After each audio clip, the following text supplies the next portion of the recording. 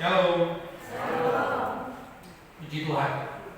Hari ini kita akan belajar dari satu topik, yaitu bertambah sungguh-sungguh melalui pemberitaan. Kita sudah belajar tentang dimensi pertumbuhan gereja yang pertama, yaitu bertambah akrab melalui persekutuan. Jadi dengan adanya keakraban kita itu bertumbuh makin hari, makin indah melalui persekutuan. Kalau saya boleh pinjam bahasa pacaran, agak ya, izinkan pakai bahasa pacaran. Kalau orang pacaran itu kalau dia makin ketemu, sering ketemu dia, makin akrab dia. Kalau pacaran jarang ketemu, kurang akrab juga. Mungkin ini tidak terlalu cocok, bisa saja cuma bisa membantah itu, tapi itu kan namanya juga analogi kan belum tentu pas. Tapi kalau sering ketemu, ya, bisa menjadi tambah akrab. Saya kira sama juga dengan suami istri. Suami istri kalau sering bersama-sama, quality time, gitu kalau kita bahas istri. Sering bersama-sama berdua itu biasanya tambah akrab. Tapi kalau suami istri jarang bersama-sama juga agak kurang akrab juga. Itu ilmu psikologi. Nah, saudara-saudara, di gereja kita Baptis Mekarsari dengan visi dan misi yang sudah jelas kita tahu dan perlu didemonstrasikan terus. Saya apresiasi dengan tim pelayan, mereka sudah hafal sekali dengan visi dan misi gereja kita. Nah, saya tambahkan lagi, atau dimensi pertumbuhan gereja. Jadi kalau lihat nggak akrab di dalam jemaat, jadi kemungkinan dia jarang bersekutu. Tapi kalau dia bersekutunya rajin, misalnya akrab. Yang kedua, dimensi yang kedua ini juga penting sekali, yaitu bertambah sungguh-sungguh melalui pemberitaan. Jadi bertambah sungguh-sungguh melalui pemberitaan juga ini penting sekali. Saya kira ini menjadi satu dimensi pertumbuhan gereja yang sangat baik sekali. Misalnya kalau kita lihat di dalam Kisah Para Rasul yang tadi sudah kita baca, Kisah Para Rasul pasal 2. Memang kalau saya perhatikan konteks dengan situasi yang kita alami sekarang memang kurang match, kurang pas. Karena apa? Ya harusnya khotbah sesudah kebangkitan. Jadi paling tidak dalam 40 hari itu khotbahnya itu berkaitan dengan kebangkitan Tuhan Yesus. Tapi konteks Kisah pasal 2 ini sesudah Yesus bangkit, sesudah Yesus naik ke surga, kira-kira gitu ya. Jadi konteksnya adalah sesudah Yesus naik ke surga, lalu kemudian Yesus memberikan mandat dan pencurahan Roh Kudus terjadi. Pencurahan Roh Kudus terjadi, lalu tes baik, lalu pencurahan Roh Kudus terjadi. Sesudah pencurahan Roh Kudus terjadi dan Kisah Para Rasul pasal 2 ayat 51 ini sesuatu kehidupan yang terlihat di dalam kehidupan para murid-murid, khususnya yang sudah mengalami peristiwa Pentakosta. Tapi karena topik atau tema yang ingin saya sharingkan kepada kita adalah bertambah sungguh-sungguh melalui pemberitaan, maka saya masuk kepada konteks ini. Cara hidup jemaat pertama, orang-orang yang menerima perkataan itu memberi diri dibaptis. Perkataan yang mana yang mereka terima? Waktu sesudah peristiwa Pentakosta, Petrus berkhotbah kan begitu. Jadi Petrus berkhotbah. Ada orang yang bilang, kamu sudah mabuk ya oleh anggur ya, mabuk oleh intisari kalau dicurigai berkali-kali. Petrus bilang, enggak, aku enggak mabuk.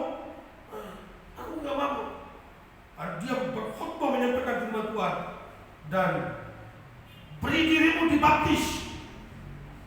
Kata Petrus dengan tegas. Lalu kemudian orang-orang yang menerima perkataan yang disampaikan oleh Petrus itu dalam khotbahnya memberi diri mereka dibaptis. Pada hari itu jumlah mereka bertambah kira-kira berapa? 3.000 jiwa. Luar biasa. Mereka bertekun dalam pengajaran rasul-rasul dan dalam persekutuan. Mereka selalu berkumpul untuk memecahkan roti dan berdoa. Maka ketakutanlah mereka semua, sedang rasul-rasul itu mengadakan banyak mujizat. Yang ketakutan orang di sekelilingnya. Orang di sekeliling ini luar biasa. Kalau orang sudah percaya Tuhan, sesuatu yang luar biasa bisa terlihat, bisa terjadi dalam kehidupan. Perubahan drastis. Dan semua orang yang telah menjadi percaya telah bersatu, dan segala kepunyaan mereka adalah kepunyaan bersama. Dan selalu ada dari mereka yang menjual harta miliknya, lalu membagi-bagikannya kepada semua orang sesuai dengan keperluan masing-masing. Dengan bertekun dan dengan sehati mereka berkumpul tiap-tiap hari dalam bait Allah. Mereka memecahkan roti di rumah masing-masing secara bergilir dan makan bersama-sama dengan gembira dan dengan tulus hati, sambil memuji Allah.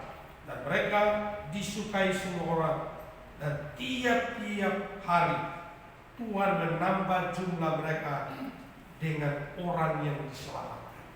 Amin, Bapak Ibu. Keren banget. Bapak pulang dari rumah ini, Bapak Ibu bisa baca ulang lagi.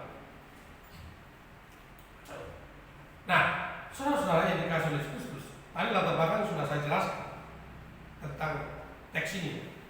Bertambah sungguh-sungguh melalui komunitas. Latar belakangnya tadi bahwa peristiwa ini terjadi sesudah peristiwa Pentakosta. Sesudah peristiwa Pentakosta. Dan jemaat-jemaat yang mendengar khotbah Petrus, mereka sudah salah nilai Petrus. Mereka pikir Petrus itu mabuk, tapi Petrus tidak mabuk. Petrus sedang diurapi dan dikuasai oleh Roh Kudus. Dan hasilnya orang yang mendengar khotbah Petrus itu mengalami perubahan, memberi diri dibaptis, dan mereka memberi diri untuk mengalami pemuridan. Mengalami pemuridan. Dan ini yang saya ingin sampaikan kepada saudara-saudara sekalian. Indikator kesungguhan dalam pemuridan. Orang boleh saja dibaptis berkali-kali. Orang bisa dibaptis berkali-kali. Tapi kalau orang itu tidak terlihat seperti bacaan kita tadi, jangan-jangan baptisannya itu hanya ikut-ikutan. Baptisannya itu hanya ikut-ikutan. Tapi indikator ini perlu kita menjadikan semacam barometer. Indikator ini bisa kita menjadikan barometer kesungguhan orang yang menerima perkataan Petrus itu lalu kemudian memberi diri baptis. Indikatornya mereka bertekun. Mereka bertekun. Indikator apa yang kedua? Mereka berkumpul. Indikator apa yang ketiga? Mereka bersatu.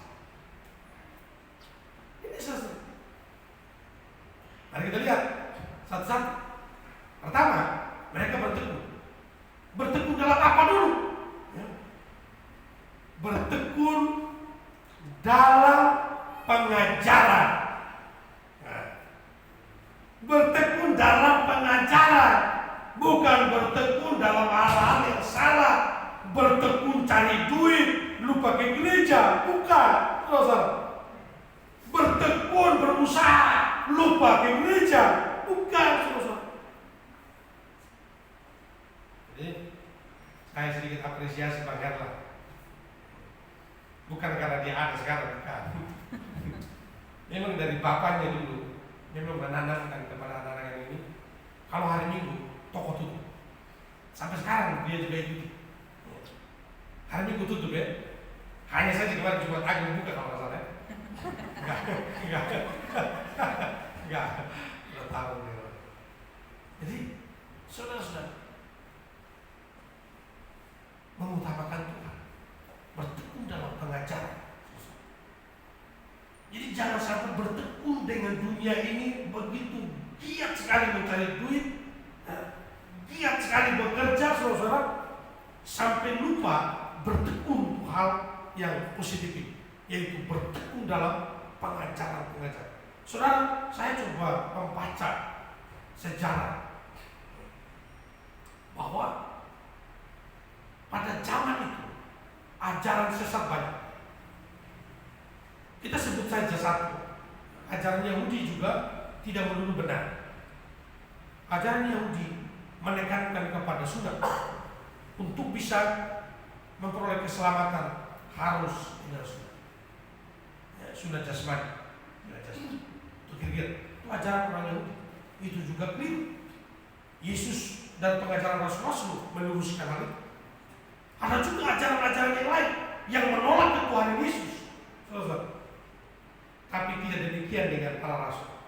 Begitu mereka mengalami peristiwa Pentakosta, mengalami Tuhan, mereka hidup baru, mereka bertekun dalam pengajaran rasul-rasul, pengajaran Yesus Kristus. Saudara, ada yang tahu mengapa kata Kristen itu muncul? Kalau kita ditanya, kamu agama apa? Agamanya apa? Kristen. Betul ya? Kalau ditanya Ibu Yi, agama? Oh, saya agama Kristen. Kalau saya agak beda sih. Kalau saya Kristen Baptis. Saya tulis, saya kalau tulis Kristen Baptis. Kalau saya agak fanatik sedikit. Yes. Jadi kalau tulis ini agamanya apa? Kalau tulis Kristen Baptis. Beda dengan saya. Gak apa-apa. Kalau tulis Kristen juga sebenarnya udah tahu, tapi banyak yang Kristen juga. Yang jangan Kristen Bethel atau Kristen Pentakosta, ini Kristen Baptis. Agak sedikit berbeda. Saudara boleh ikuti, tapi gak ikuti juga gak masalah. Ini sunnah. Saudara-saudara yang dikasih oleh Yesus Kristus, bertekun dalam pengajaran. Ini murid-murid disebut Kristen karena orang yang memberikan predikat kepada mereka. Mereka hidup perilakunya seperti Yesus, gaya perbuatan mereka seperti Yesus, penuh belas kasihan, menolong orang. Ini benar-benar gayanya seperti Yesus yang disalibkan itu. Makanya mereka disebut Kristen, Kristen, gitu. Jadi bukan mereka yang bilang kami Kristen, bukan. Jadi orang yang memberikan justice. Oh, ini Kristen. Karena apa? Gaya hidupnya seperti Kristus yang mereka lihat dulu. Saudara. Nah, kita sekarang Kristen. Kenapa kita disebut Kristen? Bukan karena papa mama kita Kristen, saudara, tapi karena Kristus ada di dalam hati kita. Hidup kita mencerminkan Kristus. Amin, Bapak Ibu. Iya, saudara. Ini penting sekali, saudara. Ini penting sekali. Jadi saya ingin mendorong saudara-saudara sekalian, mari kita bertekun dalam pengajaran. Karena dari pengajaran itu kita akan bertumbuh dengan pengetahuan yang benar. Saudara-saudara, sekarang kalau saudara mendengar tentang teroris, pernah dengar teroris? Lalu kemudian kenapa dia teroris? Orang selalu bilang, oh dia sudah didoktrin. Nah, pernah dengar kan? Dia telah didoktrin. Apa yang didoktrin? Saudara, saya mau kasih tahu, doktrin itu apa? Pengajaran. Untuk hal yang salah saja, saya bisa mendoktrin dia dan dia kemudian melakukan bom bunuh diri. Untuk hal yang salah, saya bisa mengajari dia untuk bisa melakukan hal yang salah. Dulu di Kelapa Nunggal dulu ada jemaat. Dulu dia pencopet, tapi waktu jadi jemaat udah gak pencopet lagi. Dia pencopet kelas kakap dulu di Senen. Masalah tahu, untuk mencopet, latihan mencopetnya itu menggunakan biji durian. Taruh biji durian dalam gelas, lalu ditangkap dengan begini. Set biji durian. Kalau bisa mengangkat biji durian, berarti boleh turun lapangan untuk mencopet. Jadi saudara bisa ke Senen dan tidak terasa dompet sudah hilang. Kenapa? Orang yang mencuri itu dia telah belajar bagaimana mencuri dengan praktek mengambil biji durian dari dalam gelas. Ya, bisa mengangkat. Jadi dompet kita dalam kantong yang rapi sekalipun, set habis. Perlu belajar.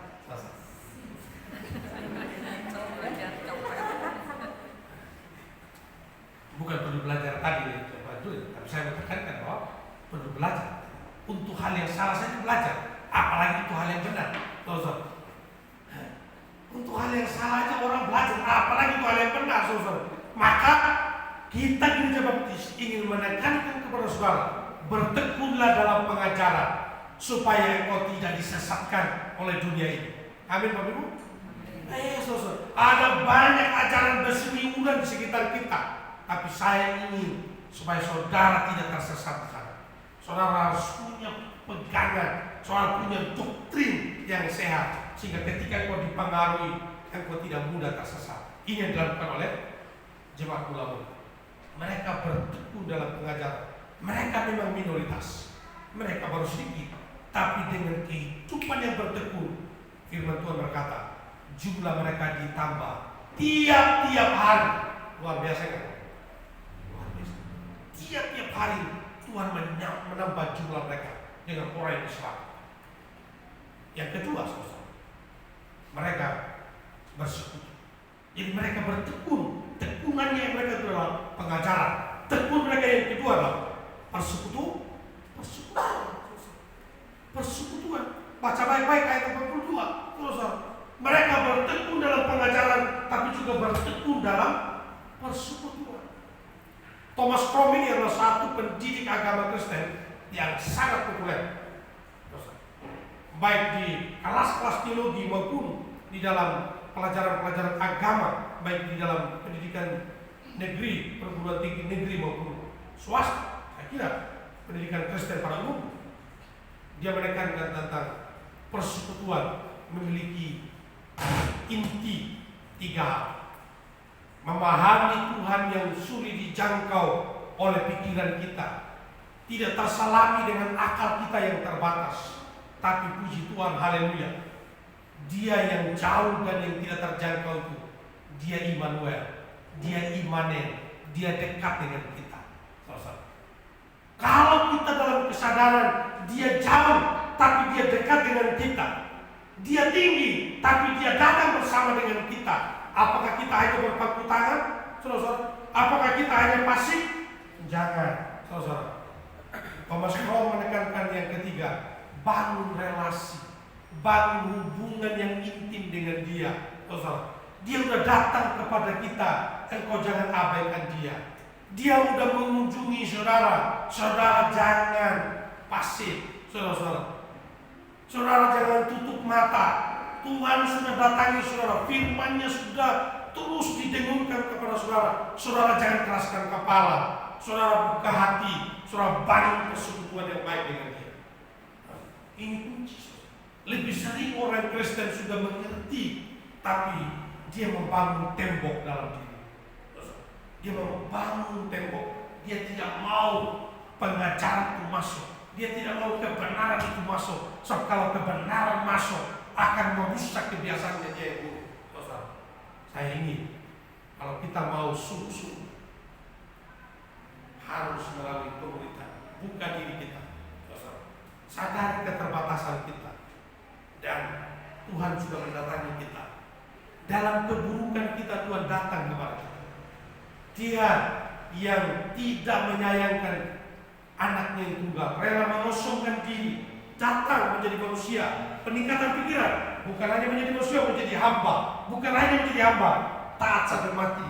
Untuk siapa? Untuk saya dan saudara. Berarti mari kita bangun relasi dengan Dia. Maukah saudara membangun relasi dengan Tuhan? Halo Bapak Ibu, maukah saudara bertekun dalam pengajaran? Amin. Maukah saya tanya sekali lagi, bertekun dalam pengajaran? Mau? Mau? Maukah saudara mau datang sekolah minggu?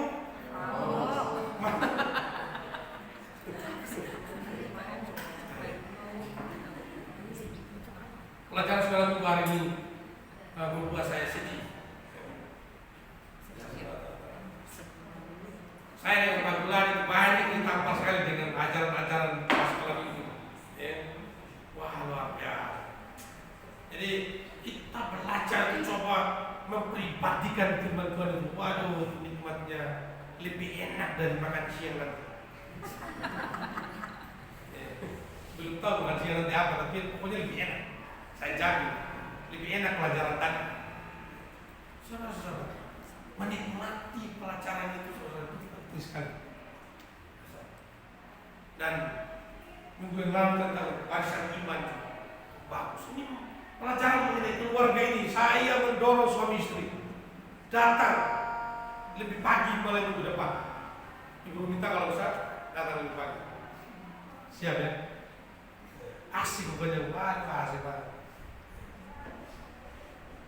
Saudara-saudara yang dikasih oleh Tuhan, dengan kita bertekun dalam pengacara, kita terus setia dalam persekutuan, kita akan mengalami pertumbuhan. Dimensi pertumbuhan itu bisa diukur melalui ketekunan kita. Oh, dia bertumbuh karena dia tekun orangnya. Dia tekun dalam persekutuan, dia tekun dalam belajar, dalam pengajaran. Dia tidak ingin disesatkan oleh gaya-gaya dan arus hidup ini yang menyesatkan. Dan yang kedua, berkumpul. Ini juga menarik menurut saya. Indikator yang kedua ini adalah berkumpul. Ini dibedakan dengan persekutuan, saudara. Kenapa? Karena perkumpulan ini dia berkumpul memecahkan roti, katanya. Jadi lebih kepada kebersamaan dalam kasih kekeluargaan. Jadi ketekunan, berkumpul yang bisa kita jadikan indikator kesungguhan seseorang dalam komunitas, dia berkumpul dan dalam perkumpulannya selalu memecahkan roti. Kalau boleh juga ini adalah semacam ada persekutuan kasih, gitu. Memang bukan roti yang kita makan sebentar siang, nasi memang. Tapi saya kira kalau boleh kita juga buka ruang ini juga sama mungkin ini, sih. Ini sama rasanya. Ya. Jadi kita berkumpul itu kita makan bareng. Saya ingat dulu waktu saya masih kuliah, waktu saya masih kuliah, teman-teman tuh kami makan. Saya kadang-kadang hampir tidak mau menceritakan masa lalu karena sebenarnya kurang enak. Misalnya telur, kita telur itu teman saya yang udah almarhum Maksi Dipire, orang awam ya. Kan kami itu kadang-kadang ada dosen yang baik ya. Dia kasih telur 1 kilo. Kan kami ada 14 orang di kampus, bukan asrama, tapi penjaga kampus. Jadi dipilih kami laki-laki 14 orang yang jaga kampus. Telur 1 kilo kan sekitar ada 16 butir. Nah, ada yang 15, tapi tambah 16. Kami 14 orang. Rebus langsung sekaligus direbus dulu. Rebus, lalu kemudian satu orang satu. Kita kupas lagi. Kadang-kadang kita kupas makan dulu. Minumnya dengan air putih. Kadang kalau ada gula pakai teh. Terus teman saya Maksi Depire ini, dia udah buka telurnya, dia taruh samping, dia makan mas. Kalau kami yang lain belah telurnya, setengahnya untuk siang, setengah untuk pagi. Nah, teman saya ini Maksi Depire ini almarhum, ya telurnya utuh dia. Terus saya bilang, Ren, kamu gak suka telurnya? Suka ya. Lalu kenapa kamu gak makan? Untuk siang dan untuk malam katanya. Kami malam udah gak ada, dia masih ada setengah. Ya kan? Lalu sekarang kamu makannya pakai apa? Untuk apa? Dia bilang kalau ada telur di samping nasi ya katanya. Nafsu makan ada katanya. Jadi dia makan tuh dia telur makan, gitu kan? Iya. Kemudian kami siang makan setengah, dia baru belah setengahnya nanti malam. Kami malam tidak ada lauk lagi, beriman kami, ya kan? Tapi Reni dia makan dengan setengah telur. Kadang-kadang dengan ikan asin, kadang-kadang dengan ikan asin. Tidak ikan asin udah 1 ekor yang kecil, kadang-kadang bagi 2. Kadang-kadang kami bakar supaya wanginya itu membuat nafsu makan. Lalu kemudian kadang-kadang karena kami laki-laki 14 orang itu karena ada juga yang nakal. Jadi kalau kami tahu kalau lauknya kurang, perlu hati-hati dalam berdoa. Berdoa sampai berjaga-jaga. Jadi ikannya itu sudah dipiring, begini tangannya sambil berdoa. Sebab kalau kita kecolongan, kita ambil, itu ikan juga hilang. saudara. Tapi sekarang saya nggak mau makan ikan setengah, saya mau makan satu. Kalau makan telur saya nggak mau lagi makan telur setengah, bila perlu 2 butir. Saudara, walaupun makannya telur setengah, walaupun ikan asin separuh, walaupun dibakar, saudara, kebersamaan itu, saudara, kesan-kesan kebersamaan waktu di bangku kuliah itu seperti sangat teringat, kesannya itu dalam sekali, saudara. Kami kalau kumpul itu pasti cerita masa lalu dan itu sangat menyenangkan, saudara. Saya kira ini, saudara, jadi perkumpulan yang berkesan, bukan perkumpulan yang negatif, saudara. Itu penting sekali, saudara. Jadi memecahkan hati, ada kekeluargaan, ada kasih persaudaraan yang kuat di sana.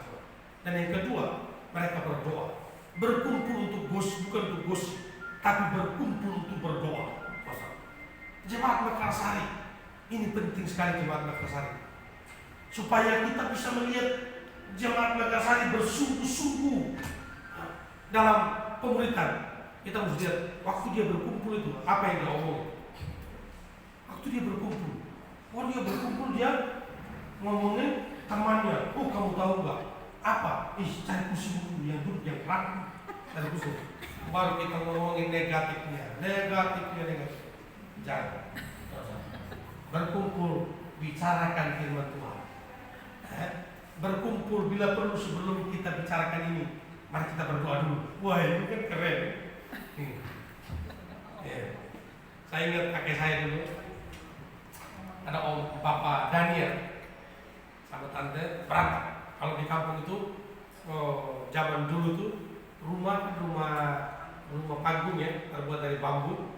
Lalu kemudian ada tungku, di atas tungku itu ada untuk jemur-jemur, kadang jemur padi, kadang jemur. Jadi asap itu bisa mengeringkan. Begitu kira-kira. Julian gak usah bayangkan karena dia nggak ada. Ya, tapi suatu ketika mereka berantem suami istri. Maka kejar-kejaran, suaminya kejar istrinya, jadi keliling itu. Nah, kakek saya udah tahu kalau mereka sedang berantem. Terus akhirnya kakek saya datang, saya ngajak dia, Nyoro, langsung suami istri, bapak datang katanya, mereka pura-pura baik. Terus akhirnya si suami bilang, ambil air minum dulu buat bapak. Tapi tadi udah tahu mereka lagi kejar-kejaran di berantem. Sebentar kemungkinan akan dilanjutkan. Ya, tapi untuk menutupi udah ambil air minum dulu buat bapak, bikin minum. Istri juga ambil minum. Duduk dengan ngobrol baik-baik. Terus sebelum pulang kakek saya bilang, mari kita berdoa. Di dalam doa kakek saya berkati rumah tangga, dia singgung semua itu kan. Tadi kan dia udah tahu situasi tadi kan. Dia singgung semua. Udah ini mereka menangis, jujur sama kakek saya. Kakek pulang selesai persoalan. Saya kira doa itu senjata paling penting sekali. Kalau kita berkumpul, jangan lupa berdoa. Amin. PPI, PKB kalau berkumpul, jangan lupa berdoa. Kecuali memang berkumpulnya motivasinya negatif ya. Berkumpul nanti kumpulan nanti mulai rekayasa negatif, bagaimana mau berdoa? Tapi kalau memang perkumpulan kita direncanakan di dalam kasih Tuhan, jangan lupa perkumpulan dalam keluarga kasih, ya, penuh persaudaraan yang tulus, ikhlas. Jangan ada motif terselubung, tapi juga jangan lupa berdoa. Amin, Bapak Ibu. Berdoa karena pusat kita Kristus, bukan manusia. Pusat kita Kristus. Dalam perkumpulan kita tujuan supaya kita merangkul dia, supaya dia makin kuat, makin akrab. Itu tujuan kita. Jadi jangan sampai dengan gaya ada, kalau saudara nonton di YouTube itu ada satu burung nakal, burung apa namanya itu. Jadi kalau ada 3 telur atau 3 anak di situ, jadi dia berusaha mengeluarkan dari sarang yang lain, biar dia sendiri yang ada di situ. Ya. Jadi ada, saya lupa namanya, tapi kan coba pokoknya cari. Ada. Dia coba angkat pantat ini, dia mendorong yang lain terus sehingga dia sendiri yang menguasai sarang itu. Burung itu. Jadi tidak bisa dalam sejarah burung itu. Memang hanya satu yang hidup. Yang lain akan, walaupun ada 3 anak, yakinlah 2 anak itu yang kuat pasti akan mendorong yang lemah. Tinggal satu-satunya di situ. Bukan berarti di dalam gereja kita sebisa mungkin mendorong yang lain supaya keluar. Ya, kita tinggal satu di sini. Jangan. Kita mau tiap hari bertambah jumlah. Amin. Iya, bertambah jumlah. Kalau ini sudah penuh, atas sudah penuh, kiri kanan masih kosong. Agak bilang kalau kiri ada belum lagi. Kesana, nggak apa-apa. Bila perlu ke belakang. Jangan khawatir, itu urusan Tuhan. Yang penting tiap hari kita jaga supaya perkumpulan kita, pengajaran kita di dalam kasih Tuhan dan sentral kita adalah Kristus. Terakhir, saudara-saudara, apa indikator untuk kita bisa melihat pertama sungguh-sungguh dalam komunitas bersatu? Kesatuan ini penting.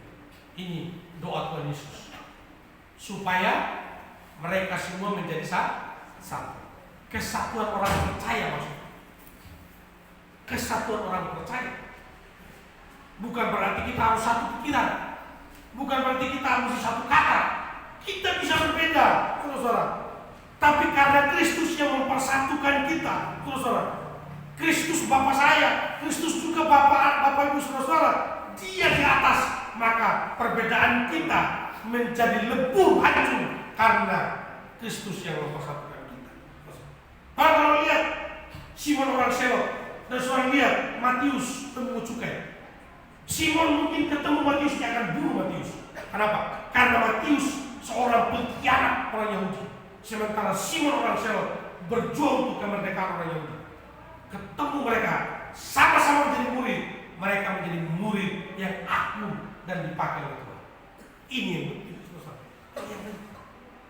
Kita mungkin bisa berbeda dalam kata, tapi karena kita satu di dalam Kristus dan kesatuan di dalam Kristus itu yang memperkuat kita satu dengan yang lain.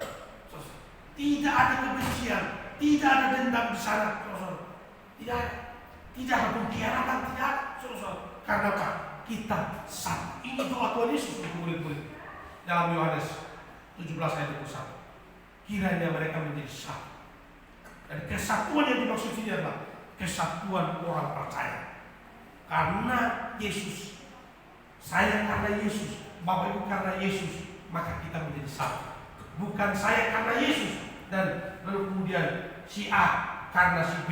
Jadi bukan karena Yesus kita gak akan bisa. Tapi kalau karena Yesus kita akan menjadi satu. Saudara, apa tujuan kita bergereja? Mau cari pacar? Mau cari jodoh? Mau cari keturunan? Mau cari harta? Supaya usaha berhasil? Kalau itu tujuan bergereja, nggak bisa. Itu nggak bisa. Tujuan kita bergereja karena Tuhan sudah menangkap kita. Yesus Tuhan, Dia adalah Tuhan dan Bapakku. Lalu kemudian mari kita sebagai ranting-ranting tetap melekat padanya. Itu yang penting.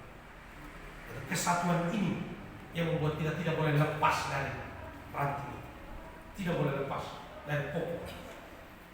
Dan yang kedua, saling menolong. Ini ayatnya GGPI, saya kira ini saya perlu ulang lagi sih.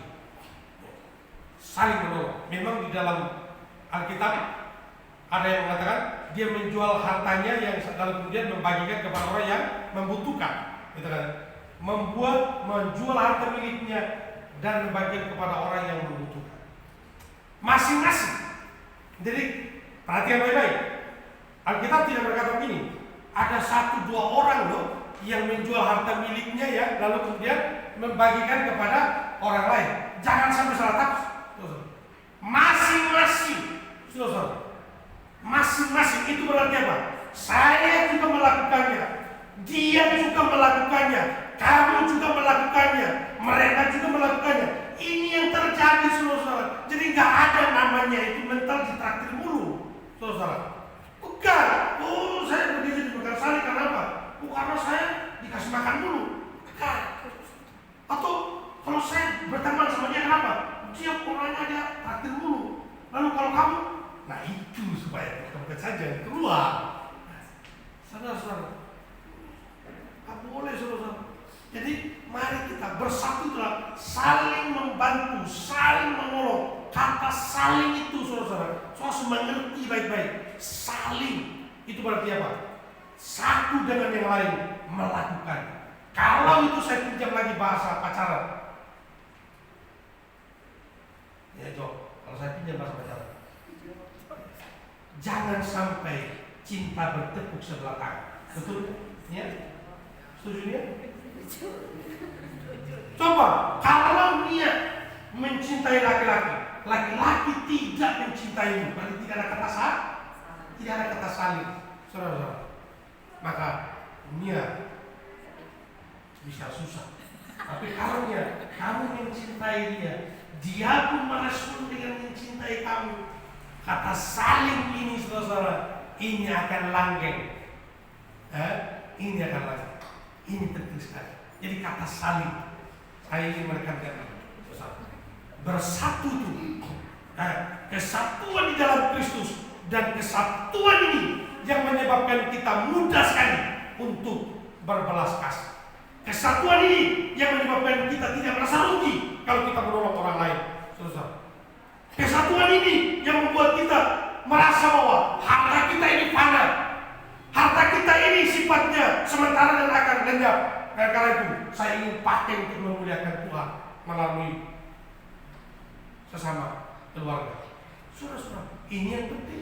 Maka bertolong-tolonglah kamu menanggung bebanmu, demikianlah kamu memenuhi hukum Kristus. Saudara-saudara, ini penting sekali.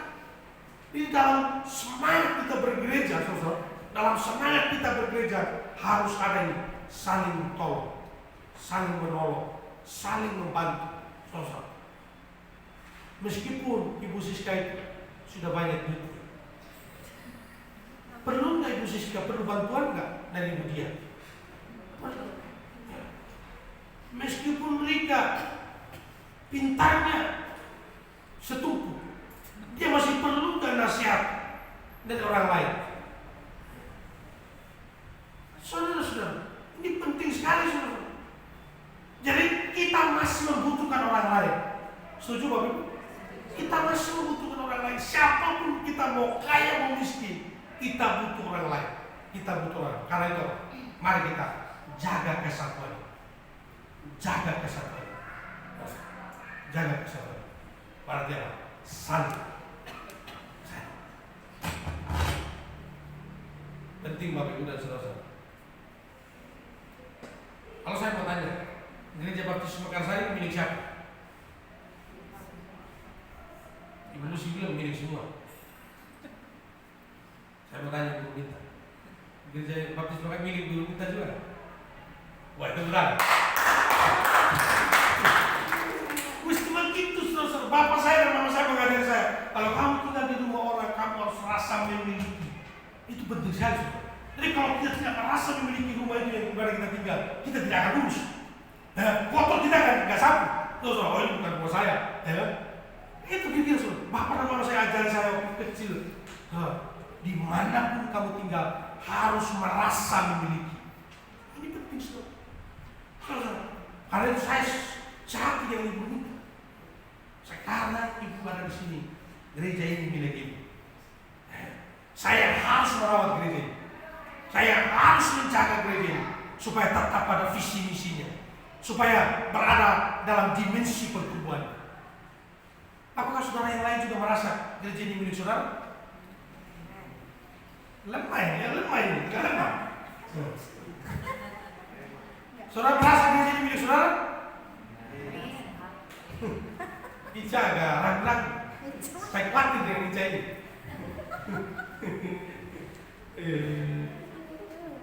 Jangan dia merasa bukan gereja, lalu nanti dia kabur dari sini. Saudara, gereja ini milik Tuhan. Tapi kita ada di sini. Tuhan percayakan kita di sini. Ini milik kita. Ini milik kita. Bukan milik satu dua orang.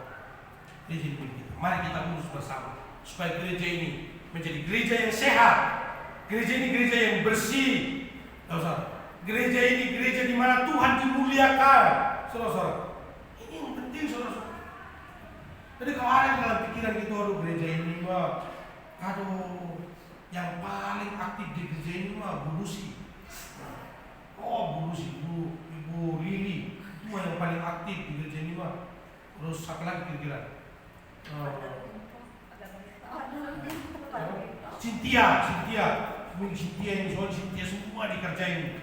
Misalnya, kalau kita pikir-pikir siapa yang paling banyak mengerjakan, lalu kemudian kita bilang dia lain. Itu keliru, saudara. Saudara belum mengerjakan apa-apa juga. Ini juga milikmu. Tapi bagaimana caranya Pak? Mulai sekarang kerjakan.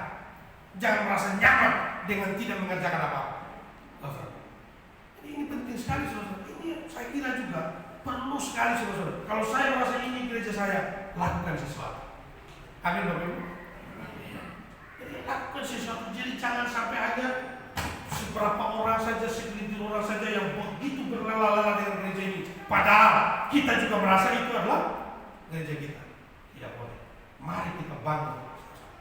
Dimensi pertumbuhan gereja dilihat dari seberapa kita bersatu, seberapa kita berkumpul, dan bagaimana kita berteguh di dalam sebuah gereja. Kiranya Tuhan dimuliakan melalui kebersamaan kita di gereja. Amin, Bapak Ibu. Maukah saudara bersungguh-sungguh? Sungguh-sungguh bertekun? Siap? Siap. Sungguh-sungguh berkumpul memuliakan Tuhan? Halo? Jangan lupa ini tiga ini harus dihafal ini. Ya, bertekun, berkumpul dan bersatu. Setuju Bapak Ibu? Mari kita berdiri bersama.